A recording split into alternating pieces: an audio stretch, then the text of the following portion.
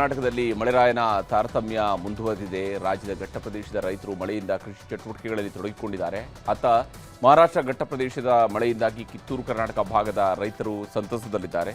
ಆದರೆ ಉಳಿದೆಡೆ ಮಳೆರಾಯನ ಕಣ್ಣಾ ಮುಚ್ಚಾಲೆ ಮುಂದುವರೆದಿದೆ. ಇಂದು ಕೂಡ ಹಲವೆಡೆ ಮಳೆಯಾಗಿದೆ.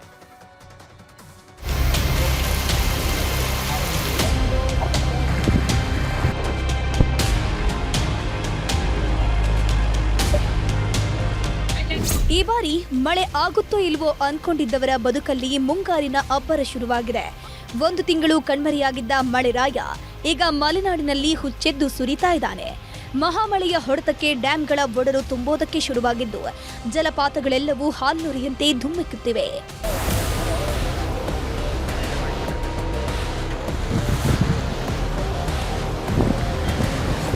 ಮಲೆನಾಡಿನ ಪಶ್ಚಿಮ ಘಟ್ಟಗಳಲ್ಲಿ ನಿರಂತರವಾಗಿ ಮಳೆ ಬೀಳ್ತಿದೆ. ಚಿಕ್ಕಮಗಳೂರು ಜಿಲ್ಲೆಯು ಅಕ್ಷರಶಃ ತೊಯ್ದು ತೊಪ್ಪೆಯಂತಾಗಿದ್ದು ಸಾಲು ಸಾಲು ಅವಾಂತರಗಳೇ ಸೃಷ್ಟಿಯಾಗ್ತಿವೆ.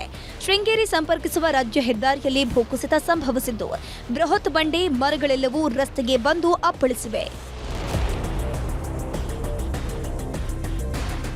ಮಹಾಮಳೆಯ ಹೊಡೆತಕ್ಕೆ ಶೃಂಗೇರಿಯಲ್ಲಿ ನಿರ್ಮಾಣ ಹಂತದ ತಡೆಗೋಡೆ ಬಿರುಕು ಬಿಟ್ಟಿದೆ.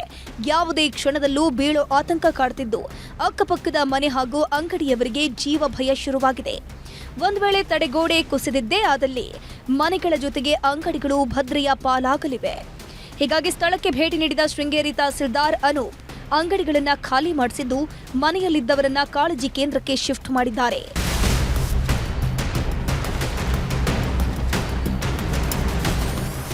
ಕೊಡಗಿನಲ್ಲಿ ಧಾರಾಕಾರ ಮಳೆಯಾಗ್ತಿರೋದ್ರಿಂದ ಮೈಸೂರಿನ ಕೆಆರ್ ನಗರ ತಾಲೂಕಿನ ಚುಂಚನಕಟ್ಟಿಯಲ್ಲಿರುವ ಧನುಷ್ಕೋಟಿ ಜಲಪಾತಕ್ಕೆ ಜೀವಕಳೆ ಬಂದಿದೆ. ಫಾಲ್ಸ್ನಲ್ಲಿ ಹಾಲ್ನೊರೆಯಂತೆ ನೀರು ಧುಮ್ಮಿಕ್ತಿದ್ದು ಪ್ರವಾಸಿಗರ ಕಣ್ಮನ ಸೆಳೆದಿದೆ. ಕಾವೇರಿ ನದಿಯ ಮೂಲಕ ಧನುಷ್ಕೋಟಿ ಜಲಪಾತಕ್ಕೆ ಅಪಾರ ಪ್ರಮಾಣದ ನೀರು ಹರಿದು ಬರ್ತಿದ್ದು ಈ ದೃಶ್ಯ ವೈಭವ ನೋಡುಗರ ಕಣ್ಮನ ಸೆಳೆದಿದೆ.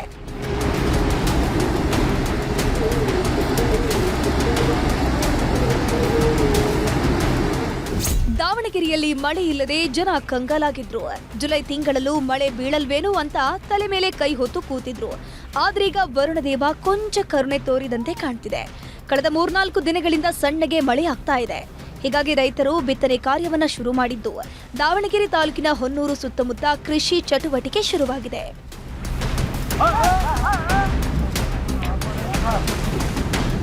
ಬೆಳಗಾವಿ ಹಾಗೂ ಪಶ್ಚಿಮ ಘಟ್ಟಗಳಲ್ಲಿ ಬಿಟ್ಟು ಬಿಡದೆ ಮಳೆ ಸುರಿತಾ ಇದೆ. ಇದರಿಂದಾಗಿ ಘಟಪ್ರಭಾ ನದಿಗೆ ಅಪಾರ ಪ್ರಮಾಣದ ನೀರು ಹರಿದು ಬರ್ತಿದೆ.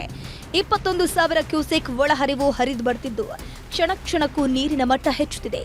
ಇದರ ಪರಿಣಾಮ ಮುಧೋಳ ತಾಲೂಕಿನ ನಂದಗಾವ ಗ್ರಾಮದ ಸೇತುವೆ ಮುಳುಗಡೆಯಾಗಿದೆ.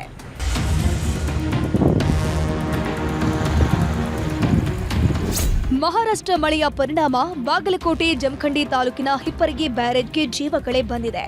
ಬರಿದಾಗಿದ್ದ ಹಿಪ್ಪರಗಿ ಬ್ಯಾರೇಜ್ಗೆ 1,33,000 ಕ್ಯೂಸೆಕ್ ನೀರಿನ ಹರಿತ ಬರ್ತಾ ಇದೆ. ನದಿಗಳೆಲ್ಲವೂ ಉಕ್ಕಿ ಹರಿತಾ ಇರೋದ್ರಿಂದ ಕಂಕನವಾಡಿ ನಡುಗಡ್ಡೆಯಂತಾಗಿದ್ದು ಕಬ್ಬು, ಮೆಕ್ಕೆಜೋಳ, ಸೋಯಾಬೀನ್ ಬೆಳೆಗಳೆಲ್ಲವೂ ಜಲಸಮಾಧಿಯಾಗಿದೆ.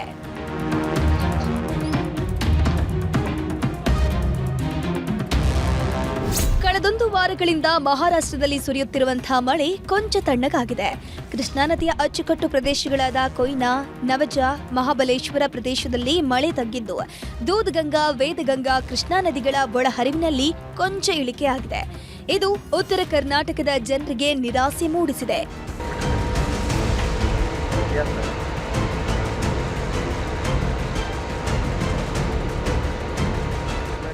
ಇನ್ನು ಒಟ್ನಲ್ಲಿ ರಾಜ್ಯದ ಅಲ್ಲಲ್ಲಿ ವರುಣದೇವ ಕೃಪೆ ತೋರಿದ್ದಾನೆ. ಆದರೆ ಬಹುತೇಕ ಜಿಲ್ಲೆಗಳಲ್ಲಿ ಇನ್ನೂ ಕೂಡ ಮಳೆಯಾಗಿಲ್ಲ. ಹೀಗಾಗಿ ರೈತರ ಗೋಳು ಹೇಳತೀರದಂತಾಗಿದೆ. ಜುಲೈ ಅಂತ್ಯದೊಳಗೆ ಮಳೆಯಾಗದಿದ್ರೆ ಬಿತ್ತನೆ ಕಾರ್ಯಕ್ಕೂ ದೊಡ್ಡ ಹೊಡೆತ ಕೊಡಲಿದೆ. Bureau report, news 18.